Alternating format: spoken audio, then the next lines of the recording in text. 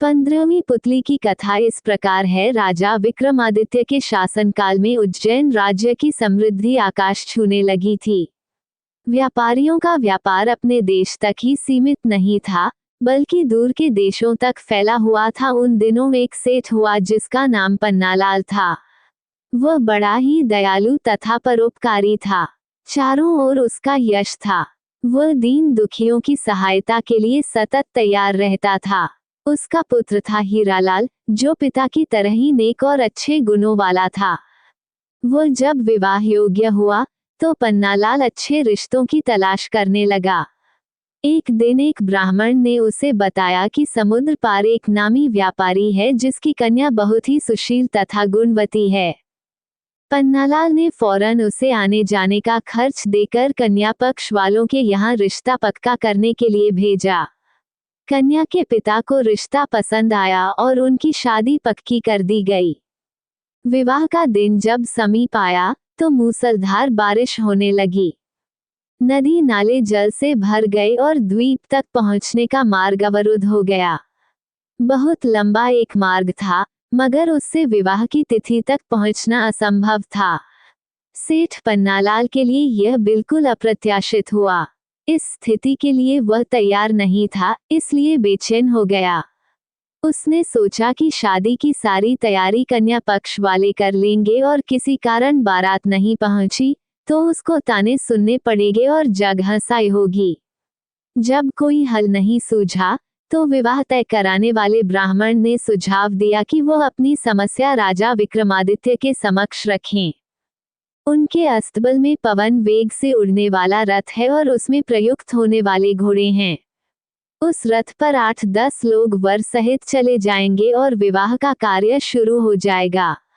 बाकी लोग लंबे रास्ते से होकर बाद में सम्मिलित हो जाएंगे।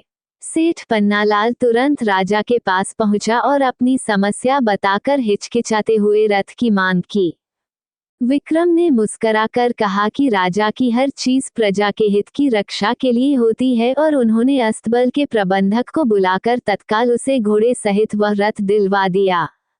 प्रसन्नता के मारे पन्नालाल को नहीं सूझा कि राजा विक्रम को कैसे धन्यवाद दें। जब वह रथ और घोड़े सहित चला गया तो विक्रम को चिंता हुई कि जिस काम के लिए सेठ ने रथ लिया है, कहीं वह कार्य भीषण वर्षा की वजह से बाधित न हो जाए। उन्होंने मां काली द्वारा प्रदत्त बेतालों का स्मरण किया और उन्हें सकुशल वर को विवाह स्थल तक ले जाने तथा विवाह संपन्न कराने की आज्ञा दी। जब वर वाला रथ पवन वेग से दौड़ने को तैयार हुआ तो दोनों बेताल छाया की तरह रथ के साथ चल पड़े। यात्रा के मध्य में सेठ ने देखा कि रास्ता कहीं भी नहीं दिख रहा है, चारों ओर पानी ही पानी है, तो उसकी चिंता बहुत बढ़ गई।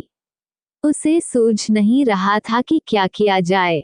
तभी अविश्वसनीय घटना घटी। घोड़ों सहित रथ जमीन के ऊपर उड़ने लगा। रथ जल के ऊपर ही ऊपर उड़ता हुआ निश्चित दिशा में बढ़ रहा था। दरअसल बेतालों ने उसे थाम रखा था और विवाह स्थल की ओर उड़े जा रहे थे। निश्चित मुहूर्त में सेठ के पुत्र का विवाह संपन्न हो गया। रथ जल के ऊपर ही ऊपर उड़ता हुआ निश्चित दिशा में बढ़ रहा था। दरअसल बेतालों ने उसे थाम रखा था और विवाह स्थल की ओर उड़े जा रहे थे। निश्चित मुहूर्त में सेठ के पुत्र का विवाह संपन्न हो गया। कन्या को साथ लेकर जब सेठ पन्नालाल उज्जैन लौटा तो घर के बदले सीधा राज दरबार गया। राजा विक्रमादित्य ने वर वधू को आशीर्वाद दिया। सेठ पन्नालाल घोड़े और रथ की प्रशंसा में ही खोया रहा।